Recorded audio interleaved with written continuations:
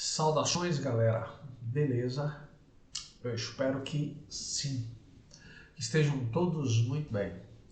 Bom, sábado passado foi letivo, então vocês tiveram a segunda aula e apesar da gente ter combinado que 2 aulas gerariam uma live, no meu planejamento os sábados letivos não vão contar nesse sentido de 2 aulas. Por isso eu estou entrando no 3º capítulo, porque senão eu atropelo a live. Tranquilo? Então, hoje vocês terão mais um capítulo e aí na semana seguinte, próxima semana, nós teremos então uma live para tirar dúvidas, para responder as atividades. E aí, se a gente sentir que precisa de mais uma live de imediato, a gente marca, senão a gente segue com as aulas gravadas. Tranquilo? Bom, hoje nós iremos tratar do 3º capítulo do livro de vocês. Filosofar é conhecer. Vamos lá. Bom, quando a gente fala de conhecimento, obrigatoriamente nós estamos falando de uma área que é uma preocupação da filosofia desde sempre. Se vocês pararem para pensar, a filosofia nasce com o desejo de conhecer, de formular uma explicação racional para a realidade, que até a época era explicada através dos mitos. Vocês bem sabem disso. Mas o que é o conhecimento? Se for para explicar para vocês de maneira simples e objetiva, o conhecimento é a relação, é fruto da relação entre objeto e sujeito.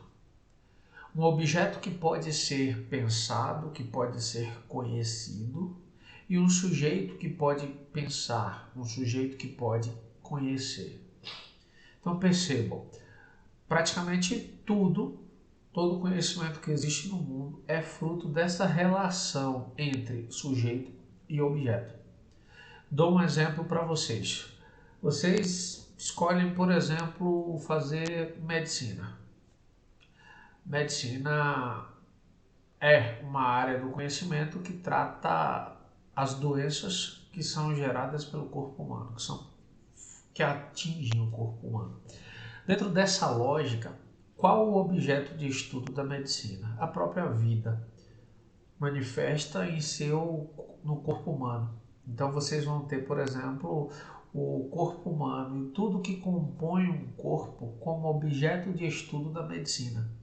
E na medida em que o pesquisador, que o médico, que o cientista investigam esse corpo humano enquanto objeto de estudo, eles produzem conhecimento sobre o corpo humano. Daí porque nossa realidade, as pesquisas médicas continuam avançando e produzindo diversos medicamentos que nos permitem viver hoje muito mais e com muito mais qualidade do que, por exemplo, nossos avós, nossos bisavós, nossos tataravós. Por quê? Porque esses conhecimentos, fruto da relação entre sujeito que pensa e objeto que é pensado, garantiu que esse conhecimento se ampliasse. Tranquilo? Dentro dessa ideia de produção de conhecimento, fruto da relação entre objeto e sujeito, surge aqui um espaço. Existem 2 correntes de pensamento que defendem qual a parte mais importante entre objeto e sujeito na construção do conhecimento. Existe a corrente idealista que vocês estão acompanhando aqui. A corrente idealista defende que as ideias são imensamente superiores e mais importantes para a construção do conhecimento do que a matéria, do que o objeto. Dentro desse conceito, dessa corrente de pensamento que são os idealistas, estão os sujeitos. Então, os sujeitos acreditam que as ideias, aqueles que defendem que o sujeito é a parte mais importante, defendem que as ideias são mais importantes que o objeto. Por quê? Porque as ideias são parte do sujeito, enquanto que o objeto é externo ao sujeito. Do outro lado, dessa régua, no outro extremo, estão os materialistas. O que é que os materialistas defendem? Os materialistas defendem que na relação de produção do conhecimento, o objeto, a matéria, é mais importante do que as ideias. Por quê? Porque os materialistas defendem que as ideias só ocorrem porque existe a matéria para ser pensada. Sem a matéria que nos permite pensar sobre alguma coisa, a gente não produziria pensamento. Logo, não produziríamos conhecimento. Tá claro essa diferença entre idealistas e materialistas? Então, vamos adiante. Bom, já que a gente falou de idealistas e materialistas, seguindo ainda nesse campo de oposições teóricas, de pensadores que pensam completamente de forma diferente, contrárias, contraditórias, nós temos de um lado os céticos. Vocês provavelmente já ouviram falar de ceticismo. Sim, ouviram. Lá no 7º ano, quando a gente estava estudando História da Filosofia. O ceticismo, lembrando para vocês, nada mais é do que uma corrente filosófica que defende que é impossível alcançar uma verdade segura sobre qualquer coisa. Para eles, nós seres humanos não somos capazes de alcançarmos verdades seguras. Ué, Theo, como assim não somos capazes de alcançar verdades seguras? Sim, os céticos defendem esse ponto de vista. O ceticismo que foi criado pelo filósofo grego Pirro, das escolas helenísticas que vocês vão estudar no ano que vem. Mas entendam o que ele está dizendo. A nós, seres humanos, não é possível conhecer a verdade. Só que do outro lado desse extremo, existem os chamados filósofos dogmáticos. O que são esses filósofos dogmáticos? Nada mais, nada menos do que os filósofos que defendem que sim, nós seres humanos somos capazes de alcançar verdades seguras, verdades absolutas. A palavra dogmatismo vem do termo dogma, que significa verdade. E provavelmente você já ouviu a palavra dogma, bem como dogmatismo. E não apenas na aula de filosofia. Quando você escuta a expressão, melhor dizendo, dogmas religiosos, dogmas cristãos, ou a igreja é dogmática. Por quê? O que é que isso tem a ver com isso que a gente está falando aqui? Ao falar dogmas sagrados ou dogmas da igreja, você está dizendo verdades sagradas ou verdades da igreja. Ao dizer que a igreja é dogmática, você está dizendo que a igreja ela se organiza a partir de suas próprias verdades, verdades que são para ela absolutas. Então percebam, se de um lado nós temos o ceticismo, que diz que o ser humano é incapaz de alcançar uma verdade segura, do outro lado nós temos o dogmatismo, que diz exatamente o contrário, que diz que nós, seres humanos, somos sim capazes de alcançar verdades seguras. Detalhe, o ceticismo, ele, enquanto corrente filosófica, ele perdeu um pouco do espaço dentro do campo da filosofia. Por quê? Porque ele diz, é impossível alcançar uma verdade segura, mas ao afirmar isso, por si só já é uma verdade. Então, como é que eu afirmo algo negando exatamente o que eu estou dizendo? Se eu estou dizendo eu não posso alcançar uma verdade segura, isso por si só já é uma verdade. Então os céticos acabaram perdendo um pouco desse lugar. Mas a atitude de duvidar, que é comum dos céticos, passa a ser uma atitude filosófica. Por quê? O que é a filosofia se não duvidar? O que é a filosofia se não questionar tudo? Logo, quando alguém diz para você, fulano de tal é uma pessoa cética, é uma pessoa desconfiada, alguém que vive a buscar conhecimento. Isso é um elogio. É um elogio porque aquele que duvida das coisas tende a aprofundar o conhecimento sobre elas. Não aceita qualquer opinião. Está sempre a desejar ir além. Tá claro até aqui? Eu espero que sim.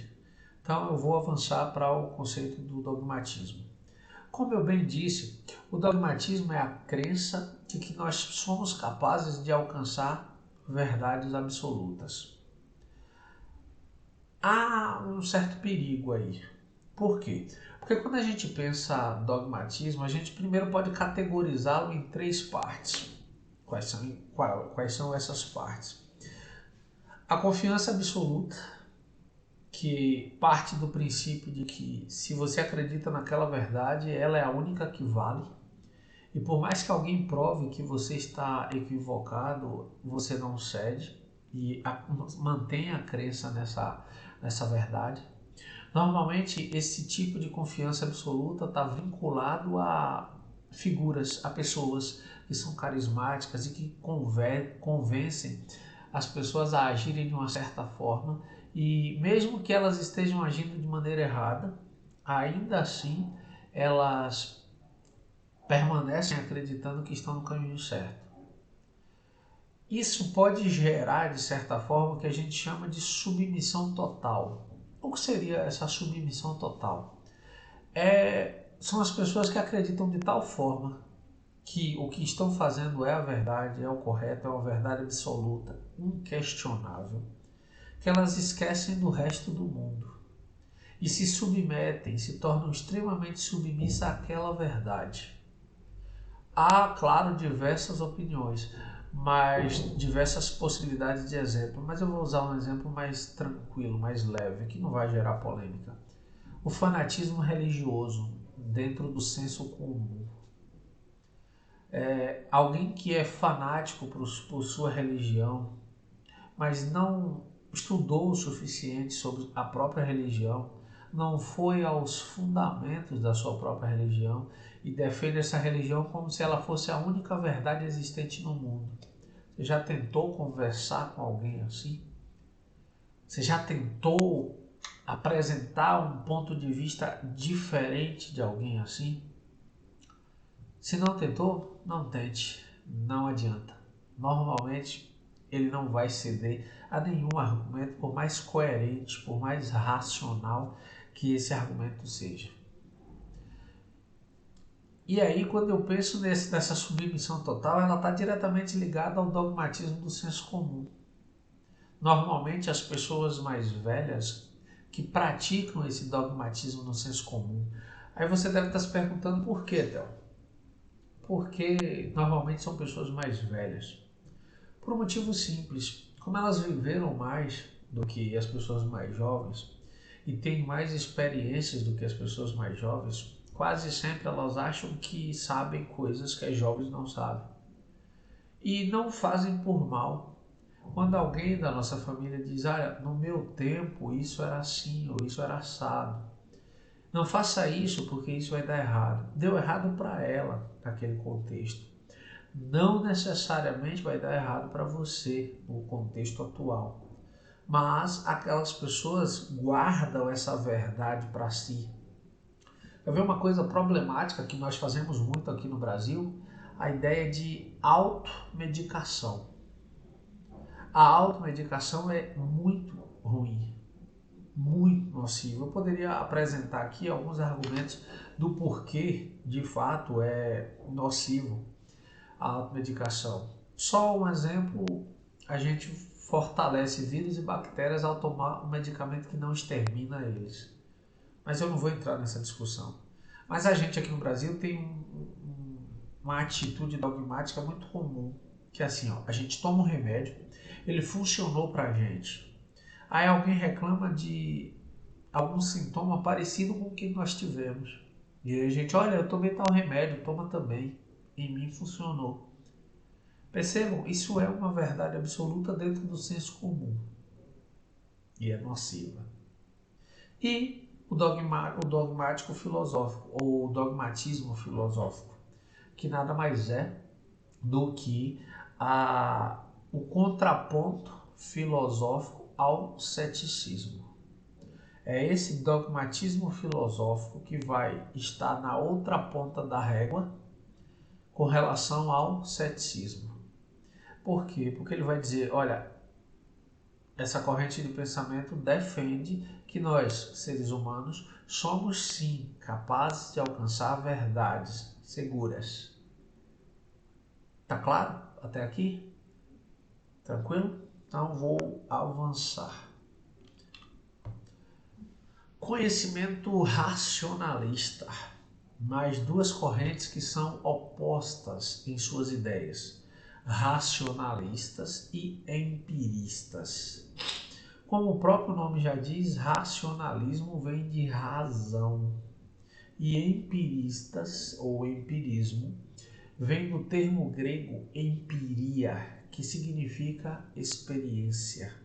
Logo, os pensadores do racionalismo defendem que todo conhecimento é fruto exclusivamente da razão, enquanto que os empiristas defendem que todo conhecimento é fruto da experiência.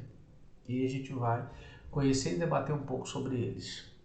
Bom, o primeiro racionalista que nós podemos fazer menção é, sem sombra de dúvida, Platão. Vocês bem lembram, Platão é um filósofo grego da Antiguidade Clássica, aluno de Sócrates.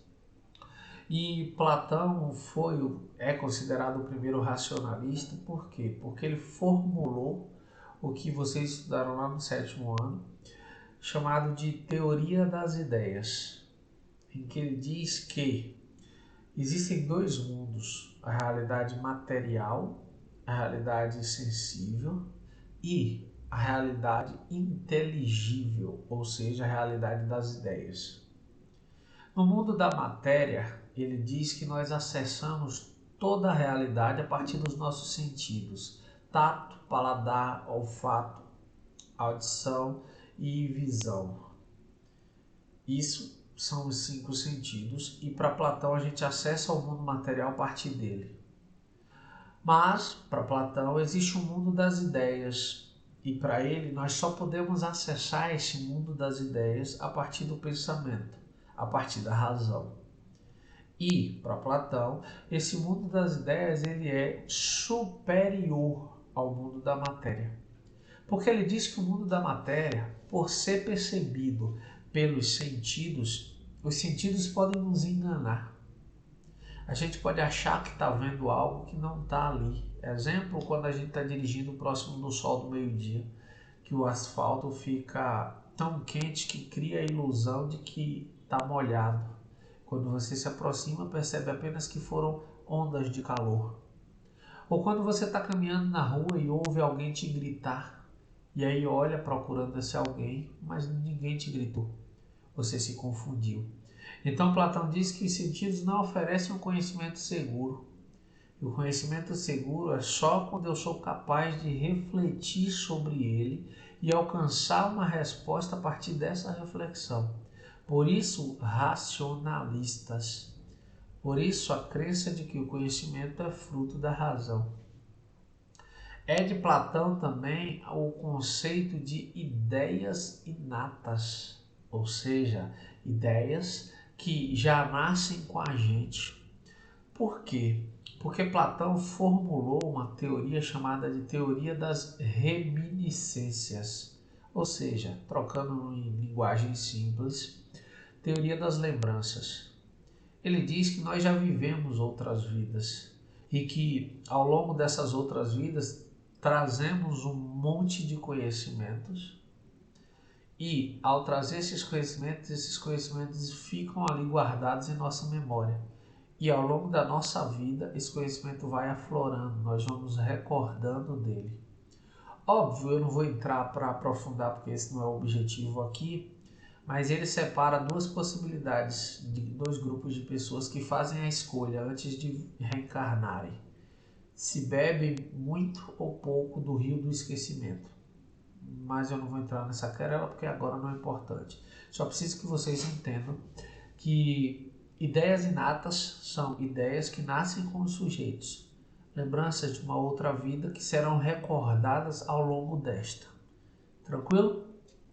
Bom, como eu já disse antes, o conhecimento racionalista está baseado na razão.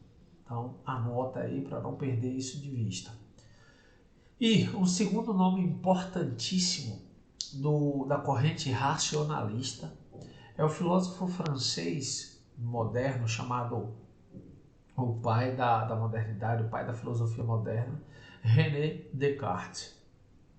Descartes colocou na razão toda a esperança de construir um caminho para se alcançar uma verdade segura. Ele disse que era preciso duvidar de tudo. Daí ele ter construído um método inicialmente chamado de dúvida metódica, que seria o caminho, para se chegar ao que a gente mais tarde vai chamar de método cartesiano. O que é o método cartesiano desenvolvido por René Descartes? É pegar um problema, dividir nas menores partes possíveis e resolver cada uma das partes por vez. E ao terminar, você terá resolvido o problema inteiro, sem muito esforço. O que é que René Descartes está propondo com isso? Ele está propondo um caminho, um método, uma receita, para que a gente, percorrendo esse caminho, essa receita, alcance uma verdade que seja segura, mas que não seja exclusiva a nós, mas que qualquer sujeito que siga cada um desses passos alcance a mesma verdade. Tá claro? Então, eu espero que sim. Então, vamos adiante. A partir desse método, a partir desse colocar tudo em dúvida, que René Descartes chega à conclusão do penso, logo existo. Por quê? Porque se ele percebe que ele pensa, ele sabe que ele está pensando, por consequência, esse pensamento garante a existência dele.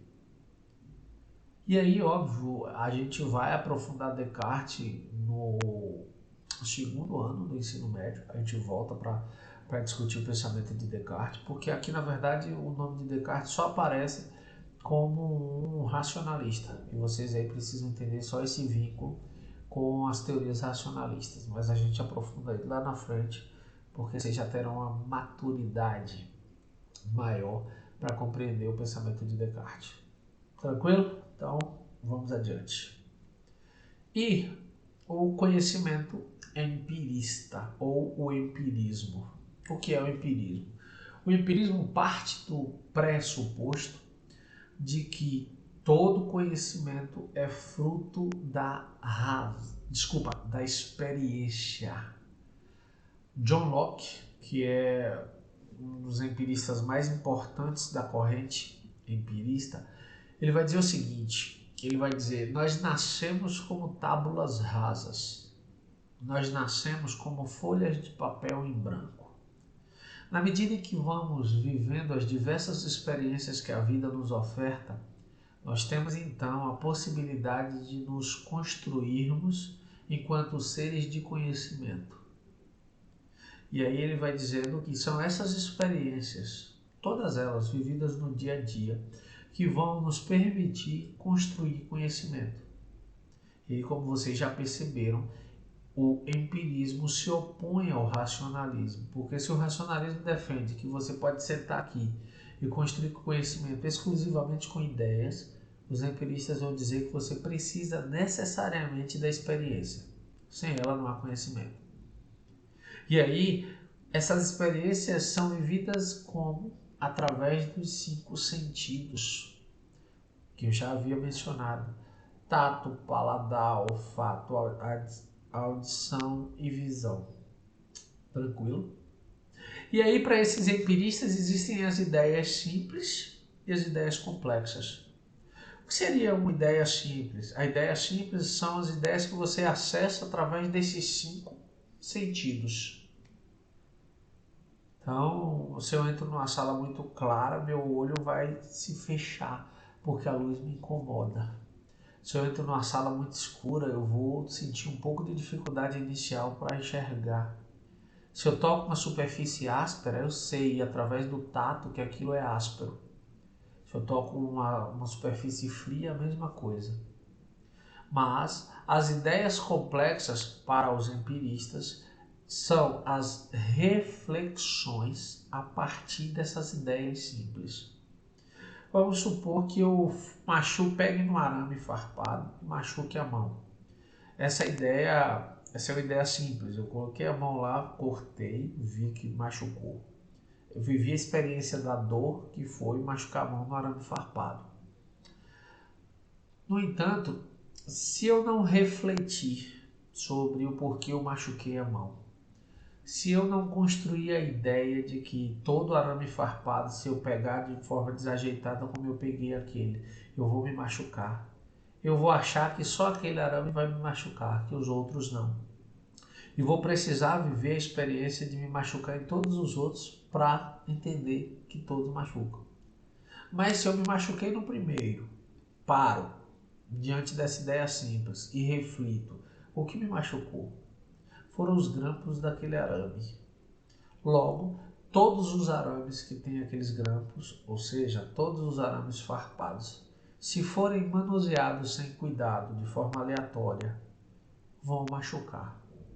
Eu saí de uma experiência, de uma ideia simples, pensei sobre a ideia simples e avancei para a ideia mais complexa. Tranquilo? Espero que sim. Bom, eu convido vocês a fazerem o seguinte. Eu convido vocês a lerem com calma esse capítulo. Ele é longo em comparação com os outros e precisa de uma atenção, porque vocês precisarão entender esse conteúdo para avançar no entendimento de outros lá na frente. E, em seguida, respondam às atividades da página 22, 25 e 27. Lembrando que a resolução da atividade facilita a fixação do conhecimento. Tranquilo? Então, na próxima semana, na próxima segunda, nós nos encontraremos online para tirar dúvidas e corrigir atividades. No mais, eu fico por aqui. Um forte abraço e tchau, tchau.